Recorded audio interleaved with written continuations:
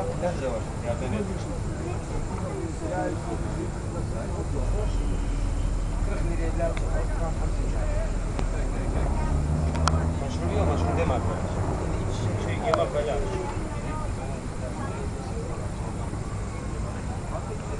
İzle parayla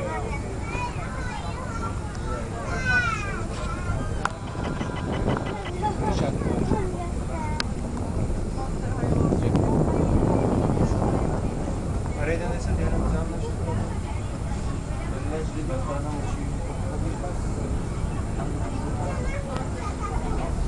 şey var 70 liraya Time to what time swimming time and our 20-minute swimming break hello 20-minute swimming break here now Swansea Grid Badini hello 20 dakika izin olması devam ediyoruz 20 dakika izin olması devam ediyoruz bu pasta okay